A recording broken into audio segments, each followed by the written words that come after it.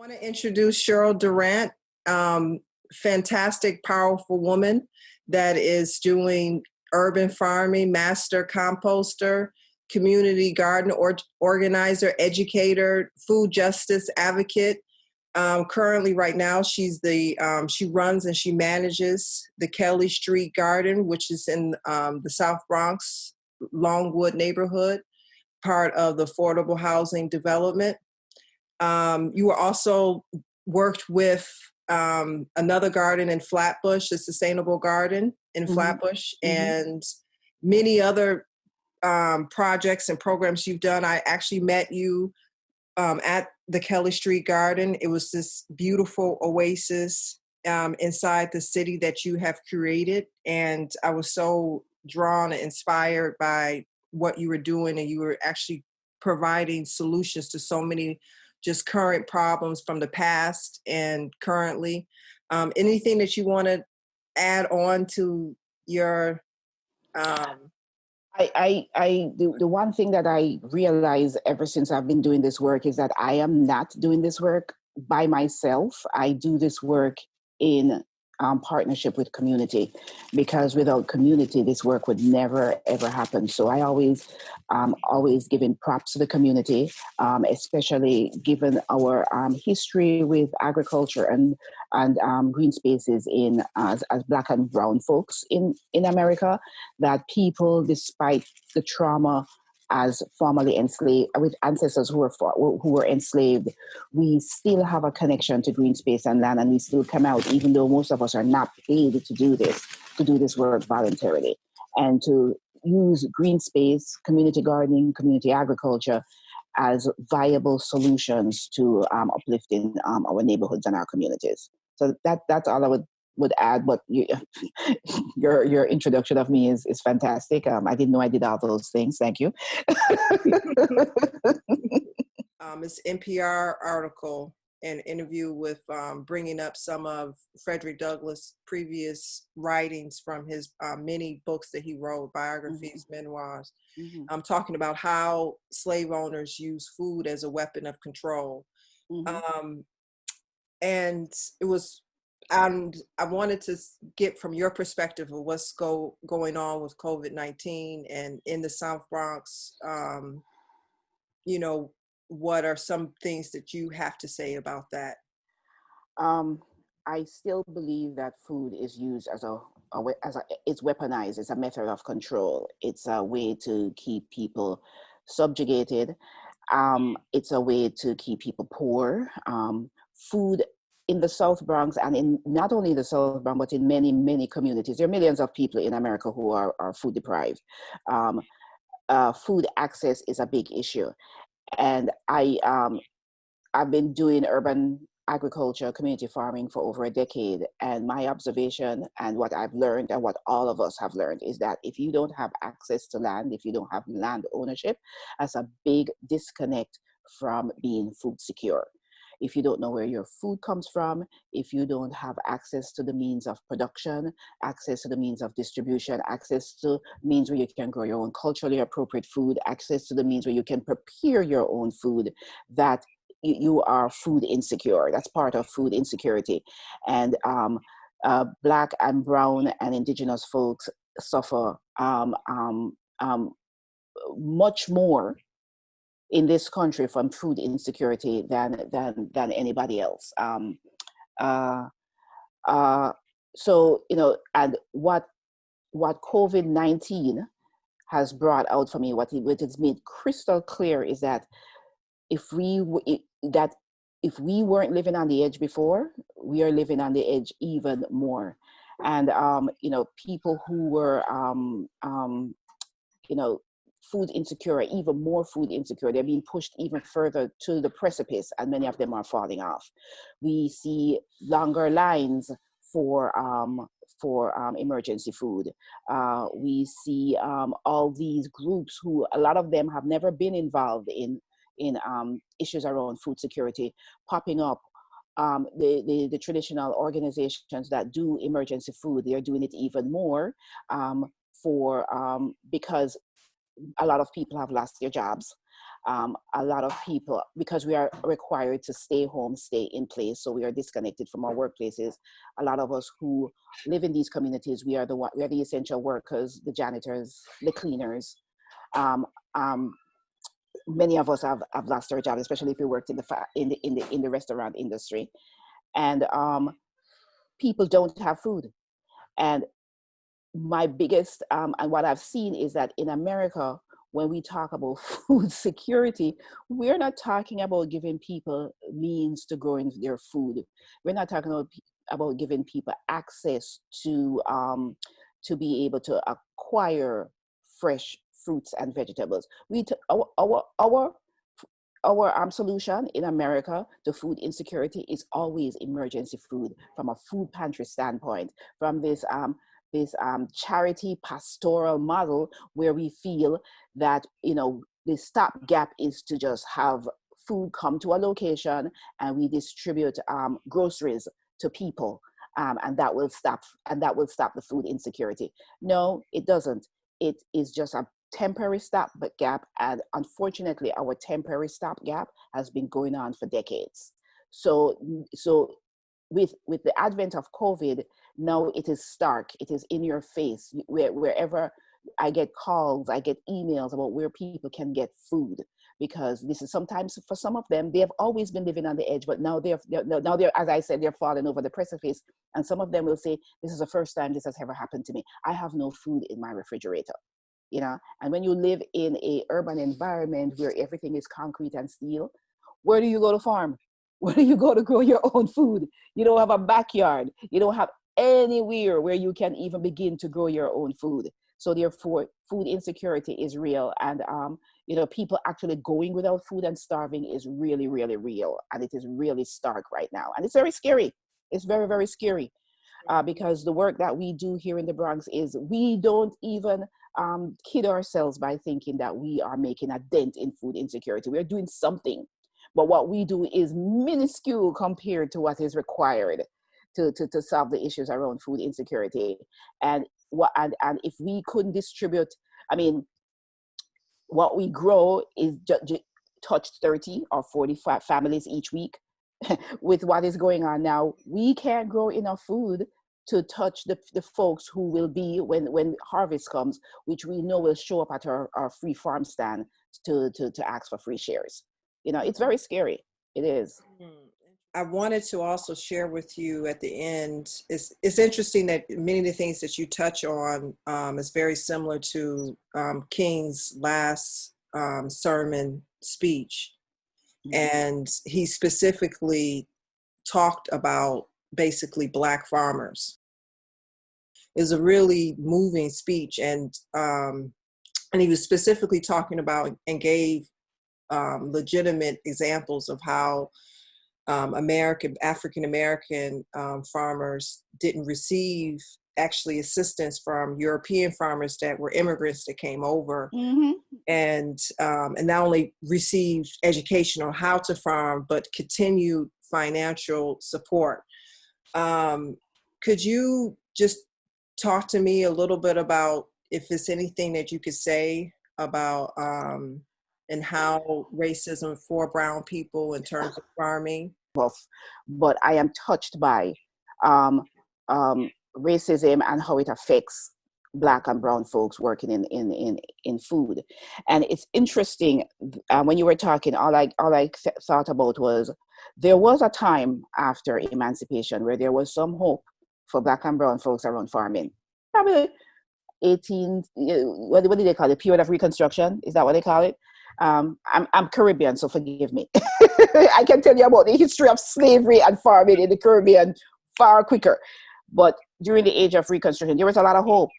From like the 1860s after emancipation around to about 1920s, when a lot of Black farmers were getting land and farming. There was hope. There was a lot of land that Black farmers were getting.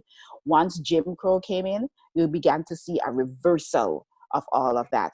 I think the statistics that is quoted that between 1920 to 1997, Black farmers lost 90 to 98% of their land. In comparison, white farmers lost about 3% of their land. That's a huge, and you can't tell me that that doesn't have to do with systemic and embedded and institutional systems of racism and oppression, you And know. also the Um, Klan, literally. yeah, also Right. the Klan. Yeah, and what is staggering to me is that America's agriculture was built on the stolen bodies of Africans. They were forcibly taken from their land. They were beaten and oppressed. They developed agriculture. What we know as modern agriculture in America was built on the backs of Black and brown people. And to come full circle, Black farmers don't have access to land. And there is this narrative that goes around that says that Black people are lazy. So, you know, you forcibly bring Black people from Africa. They work their asses off to grow your food, to grow your crops that make you money, and then just because they become emancipated and they don't want to work for you for free anymore, all of a sudden they're lazy. And when we come to the question of reparations, you know, we are told that reparations have been made to Black people by the Civil Rights Movement, the Civil Rights Act, and the one Black president that didn't even have that much power to enact that much change. And it's something that when I think about it, it makes me angry. And also what it does is the narrative also is embedded in folks, even in my community, that feel that any form of agriculture is tantamount to slavery. And it's a re-education that you have to bring back and say, no, growing your own food actually is freedom. It frees you from being beholden to big ag. It frees you from being beholden to those the 1% or those in power that control your food supply, you know. And if we don't start to think about how we can come together as a body, as a lobby, to advocate for more Black and brown and indigenous folks having access to their own land, more Black and brown and indigenous folks being able to farm their own lands, we will never ever truly be free. So, you know, yeah, I mean, in the big scope of things, that's where that's how agriculture connects to me. That putting my hand in the soil, having access to land, and knowing and being able to grow my own food is an act, not an act of freedom. You know, it's an act of war leading towards my total freedom and emancipation. Because I'm not free yet. You know, and my emancipation is not freedom. So I need to take that onto myself, take it back for myself. And one of the ways in which to do this, and land is what is going to get me there. And it's how, as always, those that have been downtrodden and oppressed, are we going to be able to have access to this land? That's the question. That's the $1 million question. Do you think that there is any kind of methods and ways that comfort provides a way of controlling people too, like giving people certain privileges of comfort, you know? If you don't have to think about everything is connected. First of all, we don't have that many good supermarkets in the South Bronx, okay? Right. However, with creeping gentrification, we have noticed a change in what now comes to the supermarket. That's how they treat Black and brown folks. We are like made to believe, or the narrative is out there, is that we don't know good food. That is such baloney. That is nonsense. We know what good food is. We know where we have a connection to it. We have a history with it. We have forgotten. Our brains have been atrophied. What I see when folks come and volunteer and work in this garden is that once they put their hands in the soil, even the youngest folks, they start to tell you stories about, oh, my grandmother used to do this, or my mother used to do this, and the memories start to come back. What happens when other people control your food supply is that this memory is stifled, and you become accustomed to it just being handed to you.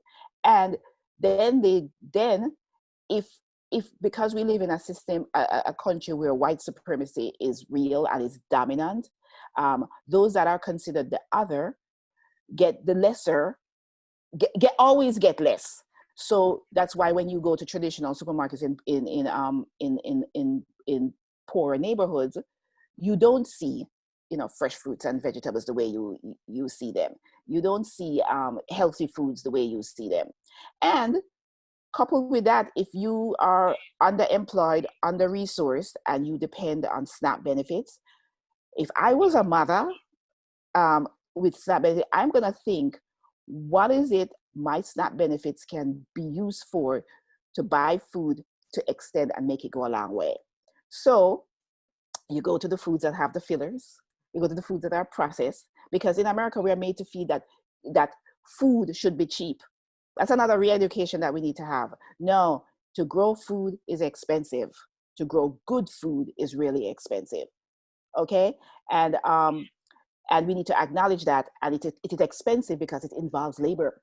And you have to pay people to grow food. So what we do in America is we don't pay people to grow food. We starve them to grow food. So that's why we have undocumenteds who are the folks that are growing our food. We have Black and brown folks who struggle, and family farms that struggle to grow food in order to get it to us, because the mantra, as I said, is food in America is cheap.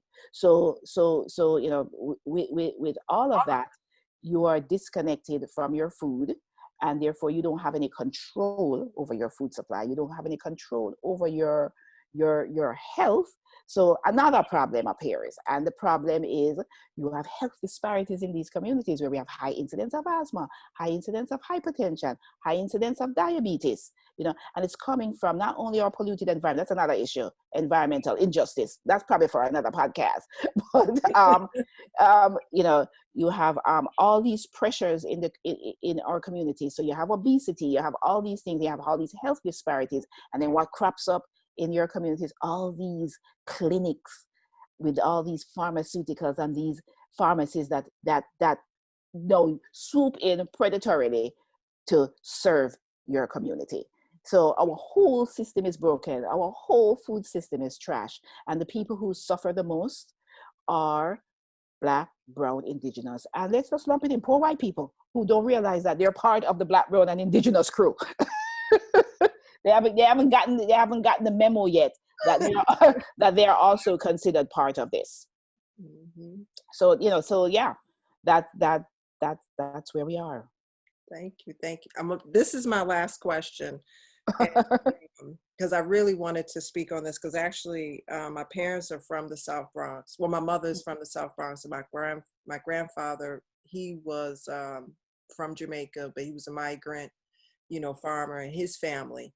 They basically were migrant workers, and even some of his siblings were born in different of the Caribbean islands. Mm-hmm. And I hear your accent, and so I want to get, because you always hear about migrant workers, but and from a specific certain regions, and and I would like to know your point of view of, like, because I don't really actually know something that was kind of not discussed or talked about in the family. So it's my parents are from Jamaica, and they have roots. My father from my mother's family, Jamaica, my father's family, Barbados and Cuba, and I heard some of them actually went to Panama.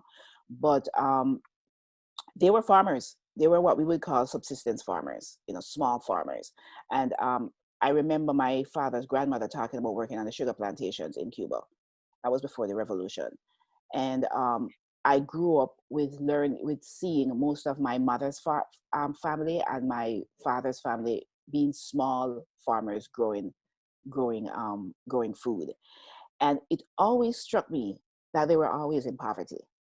And my parents came out of that background. My mother became a teacher. My father went to farm school and became an extension officer. So he would be like, give technical assistance to small farmers. So seeing how my parents moved away from being part of this small farmer enclave, was a message to me that I should not become part of any of that, because it was just a chain to poverty. So the aspiration was always to get a scholarship, go to school, get to college, and come to America, and and of course migrate to America and become successful. So me being in farming today, my father is no longer alive. I went into farming after my father died. He would be absolutely shocked. My mother says it all the time. She said, if your father was alive to see, you used to kill our plants, and if your father was alive to see what you were doing today. So my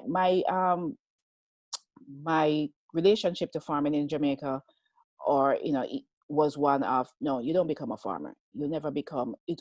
Only what we, the landed gentry, so to speak, those who have wealth and have big farms or big plantations or industrial farms. Those are the ones that make the money.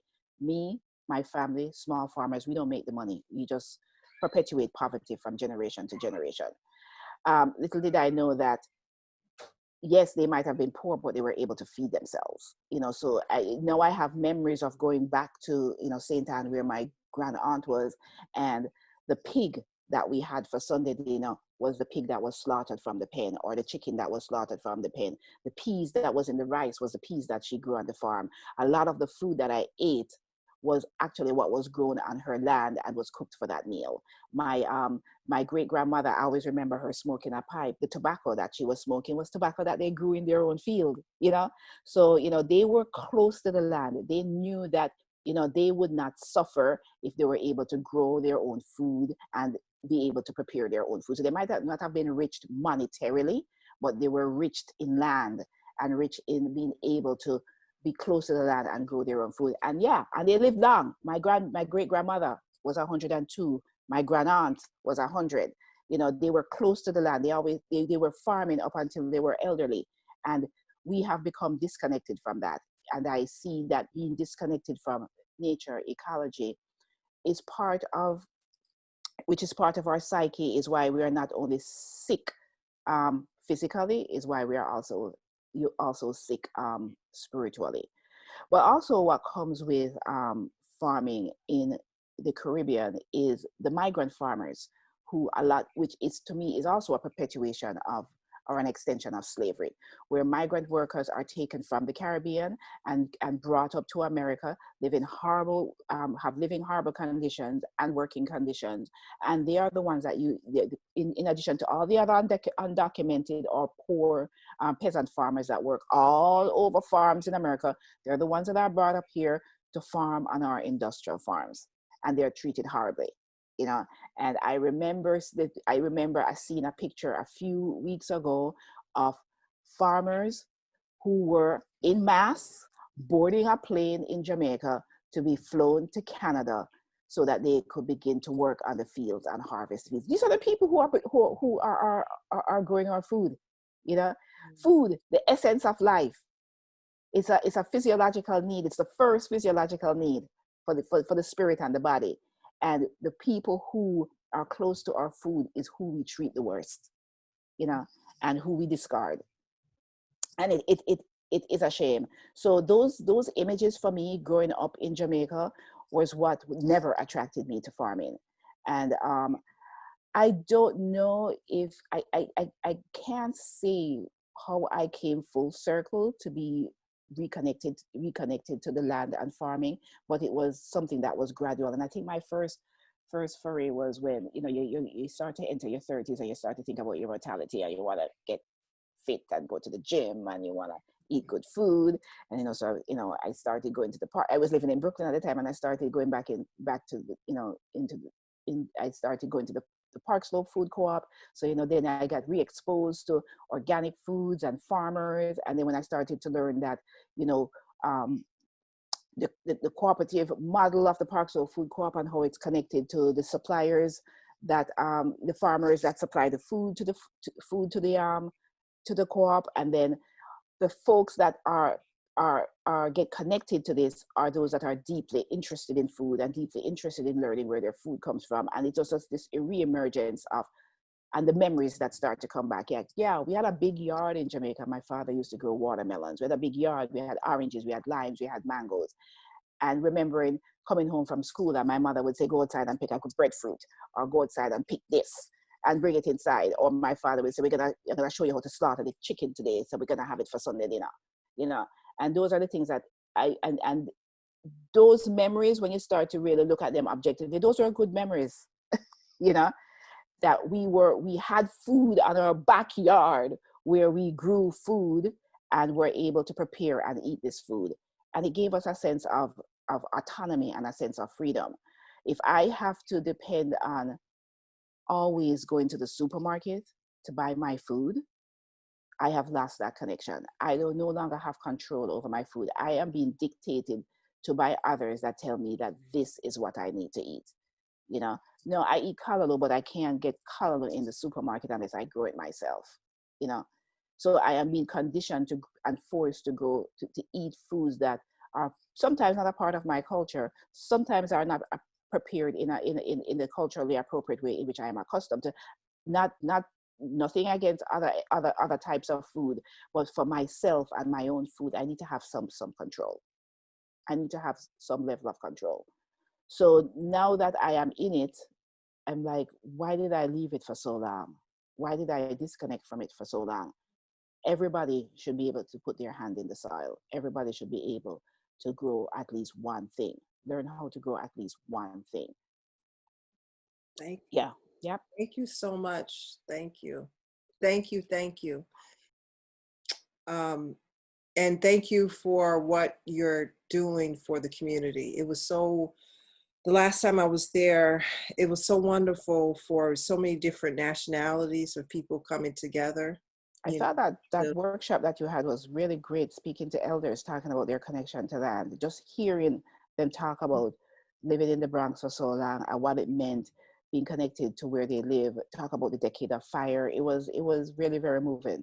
I thought that I talk about that all the time, you know, you know, and people still reference that, you know, that workshop. It was a really good workshop. Yeah. I'm glad. Thank you again for talking with me and sharing your stories. They just have made an imprint on me, and now I see you in this kind of multi-layered. Thank you. There are those who still feel that if the Negro is to rise out of poverty, if the Negro is to rise out of slum conditions,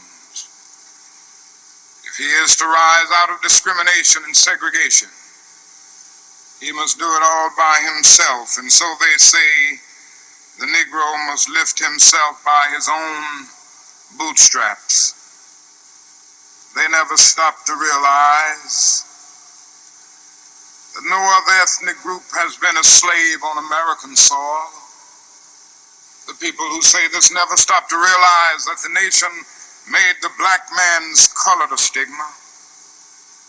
But beyond this, they never stop to realize the debt that they owe a people who were kept in slavery 244 years. In 1863, the Negro was told that he was free as a result of the Emancipation Proclamation being signed by Abraham Lincoln. But he was not given any land to make that freedom meaningful. It was something like keeping a person in prison for a number of years and suddenly discovering that that person is not guilty of the crime for which he was convicted. And you just go up to him and say, now you're free. But you don't give him any bus fare to get to town. You don't give him any money to get some clothes to put on his back or to get on his feet again in life. Every code of jurisprudence would rise up against this. And yet this is the very thing that our nation did to the black man. It simply said you're free, and it left him there penniless, illiterate, not knowing what to do. And The irony of it all is that at the same time the nation failed to do anything for the black man, through an act of Congress, it was giving away millions of acres of land in the West and the Midwest, which meant that it was willing to undergird its white peasants from Europe with an economic floor. But not only did it give the land, it built land-grant colleges to teach them how to farm. Not only that, it provided county agents to further their expertise in farming. Not only that, as the years unfolded, it provided low interest rates so that they could mechanize our farms. And to this day, thousands of these very persons are receiving millions of dollars in federal subsidies every year not to farm. And these are so often the very people who tell Negroes that they must lift themselves by their own bootstraps.